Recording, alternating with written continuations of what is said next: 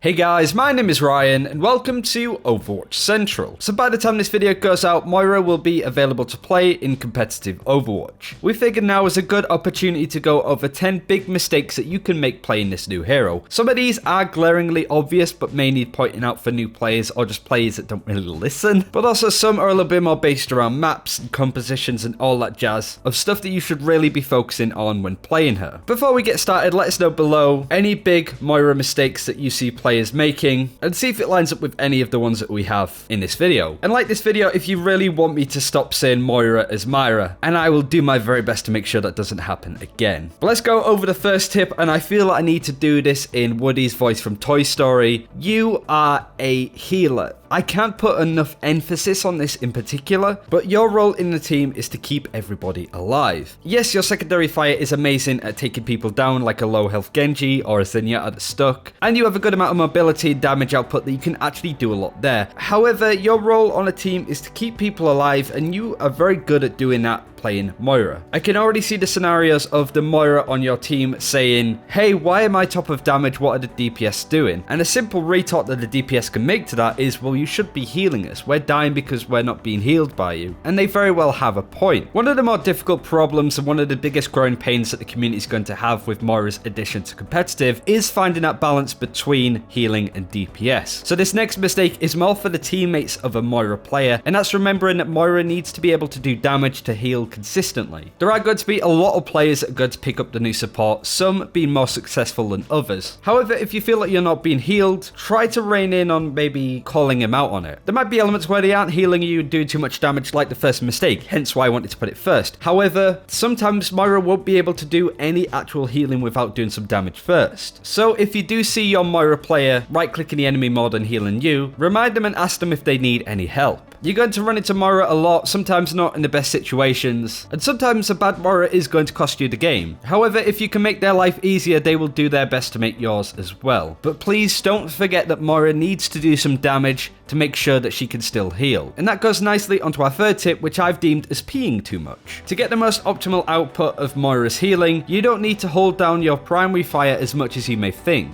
It is quite awkward to find out what the distance is with that shot, but all you want to be doing is lightly spraying it. It keeps topping up the players on your team, you don't use too much resources, which is much more important, but also remember that Moira has a little bit of a heal over time. It isn't much, it's about the same as Lucio's aura without using amping up, but every little helps when it comes to getting the most out of Moira and making sure that she doesn't go out of mana essentially. So please, don't drown your team in your pee, please. And I think that's probably the only time I'm ever going to be able to say that in a video. Tip number 4 is not paying attention to the enemy comp. This is pretty much a tip that any player really should have with any hero, but it's incredibly important for Moira players overall. Simply because heroes like a Reinhardt and a D.Va may not scare you that much overall, but when they're paired up together, they can shut you out with relative ease. D.Va can eat up a lot of your damage and healing orbs, meaning that you can't really get any ultimate charge, and Reinhardt can block your secondary fire, meaning that you can't get any more weapon charge for your healing. So say if you're healing your team a lot, you've ran out of charge, and you need to gain some back, you won't be able to right-click the enemy because a Reinhardt will be blocking you, and you can't throw any healing or damage orbs because the D.Va's going to be eating them. Moira is a very subtle hero, and it can be very subtle to know when you're being countered and when you're not doing a lot. So please, if you feel that you're struggling, look at the enemy team and decide whether they are the problem. I'm not necessarily saying switch off if you see these heroes, however, plan accordingly and be prepared for when this situation arises, because it will. Tips 5, 6 and 7 all kind of come under the same umbrella, but I want to start with fading out into the open. Fade is a really cool ability and it's off cooldown quite a lot. So there's multiple uses you can use to get back from spawn quicker, to give chase to an enemy that's low, but also mostly to get out of situations that you're stuck in. However, once you use fade, you don't have any other movement abilities. So say for example, you use your fade to jump onto a point on your own, but the enemy see you, you don't really have any abilities to get out of there once they decide to dive on you. A tip that pairs well with that is overextending. Moira is very good at making sure that she can confirm those kills. She should always have high eliminations just because her right click's very good at locking onto a Genji that's jumping around in the air, or a Zen in the backline, and range is pretty good bearing in mind. However, you don't want to get a bit too greedy with those eliminations and try and overextend extended dive the enemy as they're running away. You don't have as much health or a shield like Winston does, and you don't have the abilities that Genji has to keep alive with his reflect and running at walls, and you don't have recall like a Tracer does. So if you run out into these situations, bear in mind what I just said about fading out into the open. The enemy can see you trying to overextend to get them, they can jump on you, kill you, and suddenly it's a 5 versus 6, and you've essentially given them a pick for no reason. It feels good to kill stuff as Moira, but just rein it in now and again because you might be caught out. But the next mistake goes in well with these two, and it's a lack of cooldown management. Doomfist players, if there are any still left, bear in mind, know exactly what I'm talking about with using all your abilities at once, and then bit by bit waiting for these abilities to come off cooldown. You don't want to use everything all at once with Moira, because there might be situations where you really need your healing orb, but you're too busy spamming out damage orbs on cooldown, and again you might be fading into situations where you shouldn't be. Once those two abilities are gone and you're struggling to right click and do any damage, you are going to go down very, very quickly. So find that rotation, find that rhythm with playing Moira, and remember that you are one of the best self-sustaining heroes in the game. So any form of death that you have, especially if they're deaths you could have avoided, are going to be detrimental to your team's survival and overall winning you the game. Tip number 8 is underutilizing the ultimate. Coalescence is a bit of a weird one to nail down with how good it actually is, and whilst it's not as strong with helping your team as a sound barrier or a transcendence, or as aggressive as a nano boost, or even a Valkyrie, there's still many uses that you could use it for. I got a bit of a priority list when it comes to using Coalescence, healing up your team that are low, then trying to do some damage onto the enemy and force them to do something. With how quickly you get this ultimate, you'll be able to use it quite a lot in team fights, and the best thing about it is probably forcing the enemy to use some of the ultimates on their own, either a sound barrier or trying to get the Reinhardt to earth shatter you, or just generally forcing the enemy to do something with an ultimate that isn't quite as strong as other ones. It's going to be a little bit awkward to learn how to use Coalescence, but man, if you can nail it down, you're going to be a force to be reckoned with. Our penultimate tip is the use of orbs. We've already spoken about this a little bit, but you need to realize with both damage and healing orbs,